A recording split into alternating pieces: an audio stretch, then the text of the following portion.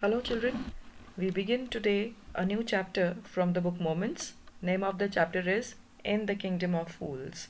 It is written by A.K. Ramanujan. Before we begin, I wish to introduce myself to you all. You are here with me at E-Classes with Shalini Ma'am.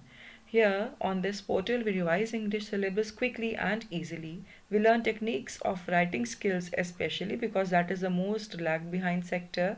We get perfect in securing marks in English board exam because we train you according to the demands of the board exam pattern, and all this is done with the help of a team of highly experienced teachers. You have any query you want to know more about us, write to us on the given email ID problem versus solutions 2020 at gmail.com. Before we proceed, I wish to welcome you all once again, and let's proceed with the basic structure of the story so that you make the most with this short. From English Language and Literature course of class 9, we have taken today chapter number 4 from the book Moments, and the name of the chapter is In the Kingdom of Fools.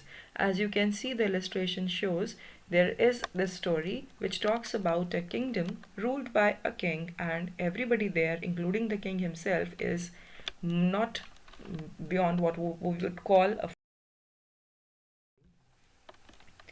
This chapter in the Kingdom of Fools is written by author A.K. Ramanujan. He was an Indian poet and writer who wrote both in English and Kannada language, and he was the winner of Sahitya Academy Award. We do not need to know many more details about the author, so I have kept it short and simple. You need to know that he was a South Indian author, so we have a kind of Indian touch in the story, and it's purely Indian culture based. Let's proceed. Let's have a look at the summary. There is a kingdom known as the kingdom of fools. A guru and his disciple, his shishya, they visit a strange kingdom. It was strange because of various reasons that you'll come to know when you read the chapter. I'll be very broad in the way. I'll be taking the main points here. Now, over there, one of the strangest points was that each commodity, each thing that was sold there had a fixed price. That was called a dudu, irrespective of its volume or quantity. The Guru, being a wise man, decided to leave the place as he could realize the danger of staying in the kingdom of fools. But the disciple remained behind despite the Guru's advice and continued to grow fat by overfeeding himself because he thought that this place is very suitable for him and he should be able to eat as much as he wants at a very low price. Out of greed, he continues to stay there.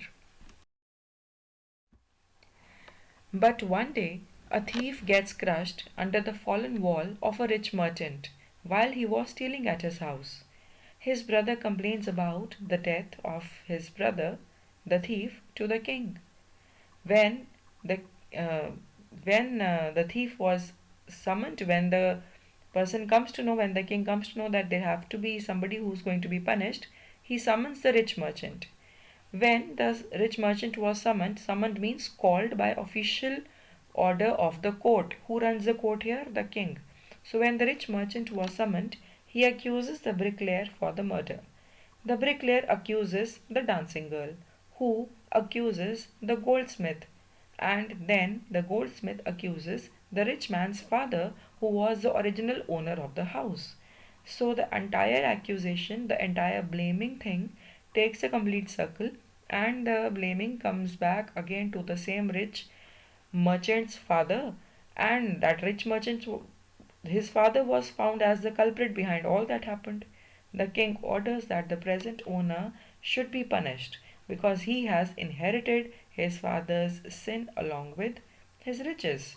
So the king tries to give a just statement.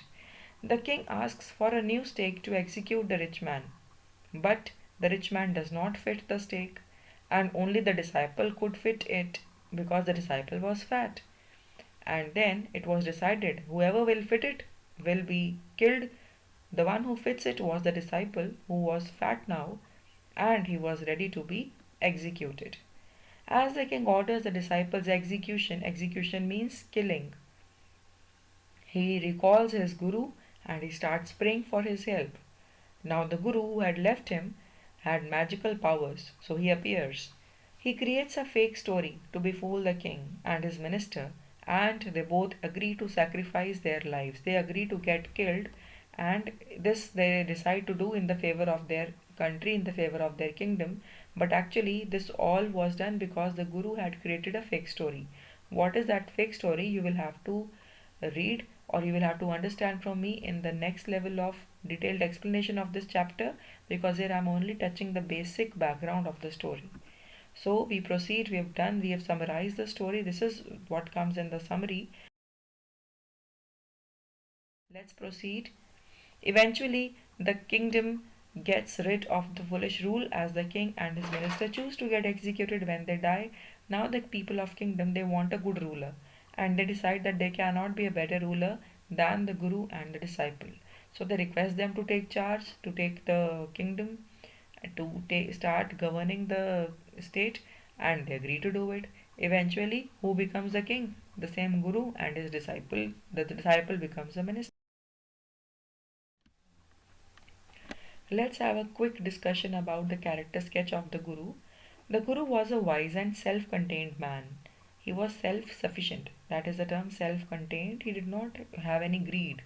He was always ready to help his disciple. He was fearless and he was always truthful, but he was smart. He believed in the welfare of others.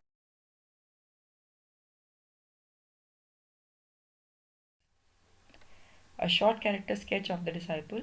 The disciple was a glutton and self centered man. Glutton is a person who eats a lot.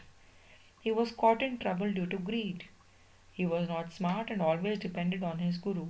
He lacked the value of obedience.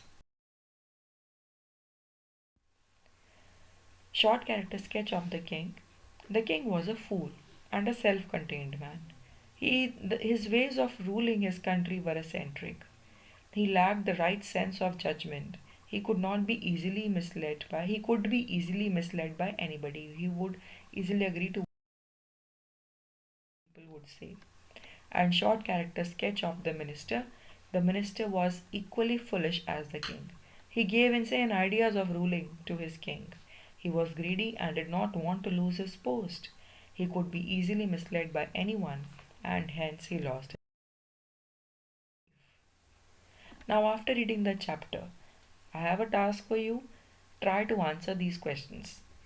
Do you know why we want to die right now? The two of us? We've been all over the world, but we have never found a city like this or a king like you.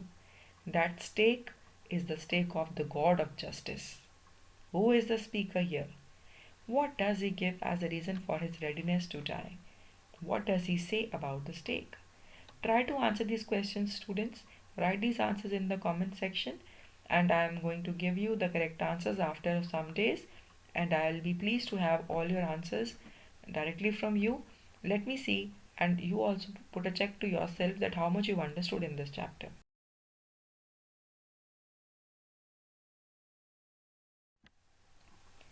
One more such question. What kind of a wall is this that you built? It has fallen on a poor man and killed him. Who is the speaker? And who is he talking to? Who has been killed and how? What punishment was given? I have also created a few short questions. Let's see them. How did the rich merchant defend himself? How did the disciple get into the risk of losing his life? And what did the guru do to save his disciple? Formulate some answers for these. You can write main points in the comment section. I'll be pleased to be checking and responding to your answering my questions. One long answer. This is for your introspection, how much you've understood. Let's see. Everyone must be smart enough to get out of difficult situations. Do you agree? Justify on the basis of your reading of the chapter. Think about this. Do you agree or you do not? How will you justify this? You have to answer this long answer in about 100 to 120 words. Will you be able to write such a long answer? Just think, evaluate yourself, and in case you want complete online recorded classes, they'll be sent through um, e communication only, And we can also have customized test series. These can be according to your wish, your requirement of chapters or writing skills, and we conduct all this complete teaching system through e-classes, MS Word, PPTs, videos. So you have an access to my teaching through your choice and as per comfort. Improve your English score from the comfort of home. You can plan your classes with me as per chapter requirements, as per section wise requirement, or as per term wise syllabus requirements. You can contact us on this given WhatsApp number 62834 71386, and we are at your service. Do contact us and make the most of English classes. Thank you and have a nice day.